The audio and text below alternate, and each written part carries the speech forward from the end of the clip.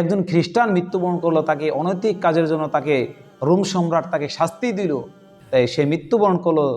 মৃত্যুবরণ করার কারণে তার মৃত্যু দিবস পালন করার জন্য এই হ্যাপি ভ্যালেন্টাইন ডে আমরা মুসলমানের সন্তান হয়ে এটা আমরা পালন করছি।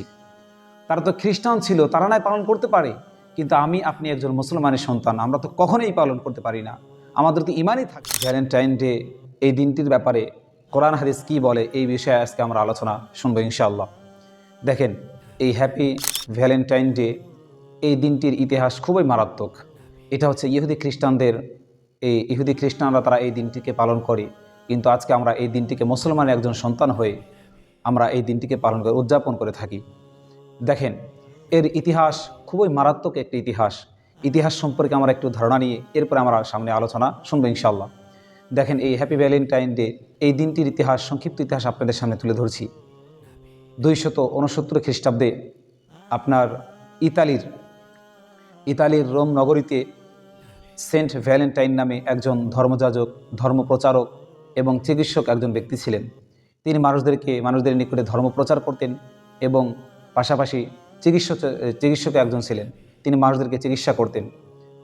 এক পর্যায়ে ওই সময় খ্রিস্টানদের ধর্ম পালন করা ওই সময় বৈধ ছিল না, সরকারিভাবে বৈধ ছিল না। তো এরপর তো যাই হোক, ধর্ম প্রচার করার জন্য নয়, তিনি এই চিকিৎসার আড়ালে মানুষের নিকটে অনৈতিক কাজকর্ম করে বেড়াতো।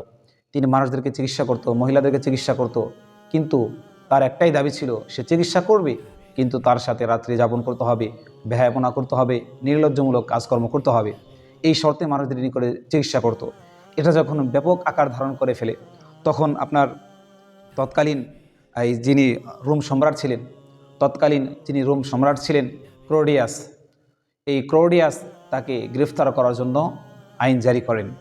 এরপরে ওই ধর্মযাজককে, সেন্ট ভ্যালেন্টাইন নামক ব্যক্তিকে এই রোম সম্রাট ক্লডিয়াসের আদেশক্রমে তাকে গ্রেফতার করা হয়। এই গ্রেফতার করার পরে তাকে এক পর্যায়ে তাকে মৃত্যুদণ্ড দেওয়া হয়। এর কারণ হচ্ছে একটাই, সে মানুষের নিকটে অনৈতিক কাজকর্ম করে বেড়াতো, মানুষের নিকটে গিয়ে চিকিৎসা করত, আর এই চিকিৎসার আড়ালে মানুষের কাছে মানুষকে অনৈতিক কাজের মধ্যে জড়িত করত।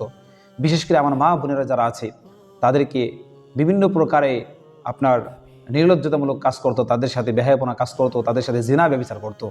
দেখেন, এরপরে এই ধর্মযাজককে, এই চিকিৎসককে যখন আপনার এই ক্লডিয়াস তাকে মৃত্যুদণ্ডটা দেওয়ার পরে তার যে সাঙ্গপাঙ্গ ছিল, তার যে মরিদান ছিল, তারা ক্ষোভে ফসে ওঠে। এরপরে 496 সালে পোপ সেন্ট জেলাসিউ প্রথম জুলিয়াস ভ্যালেন্টাইন স্মরণে এই 14 ফেব্রুয়ারিকে ভালোবাসা দিবস নামে মানুষের নিকটে প্রচার করতে থাকে। এরপরে তিনি ঘোষণা দিয়ে দেন যে এটা হচ্ছে ভ্যালেন্টাইন ডে। এখান থেকে এই ভ্যালেন্টাইন ডে চলে আসলো। তাহলে ইতিহাস থেকে আমরা এটাই জানতে পারলাম, ভ্যালেন্টাইন ডে যেই নামটা আমরা জানি, যে দিনটিকে আমরা কেন্দ্র করে যেটা আমরা উদযাপন করে থাকি, এটা হচ্ছে খ্রিস্টানদের একটা মৃত্যুকে কেন্দ্র করে। একজন খ্রিস্টান মৃত্যুবরণ করলো, তাকে অনৈতিক কাজের জন্য তাকে রোম সম্রাট তাকে শাস্তি দিল, তাই সে মৃত্যুবরণ করার কারণে তার মৃত্যু দিবস পালন করার জন্য এই হ্যাপি ভ্যালেন্টাইন ডে আমরা মুসলমানের সন্তান হয়ে এটা আমরা পালন করছি।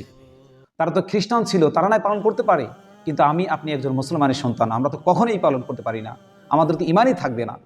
দেখেন, এই শুধুমাত্র তাই নয়, আমরা তো এই দিনটিকে পালন করি তাই নয়, এই দিনটিকে কেন্দ্র করে কত মা বোনের ইজ্জত হরণ হচ্ছে, ইজ্জত নষ্ট হচ্ছে, কত যুবক ভাইদের জীবন নষ্ট হয়ে যাচ্ছে। তারা এই দিনটিকে কেন্দ্র করে বিভিন্ন পার্কে, বিভিন্ন রিসোর্টের মধ্যে, বিভিন্ন জায়গায় গিয়ে অনৈতিক কাজের মধ্যে লিপ্ত হচ্ছে, জিনা ব্যভিচারের কাজের মধ্যে লিপ্ত হচ্ছে।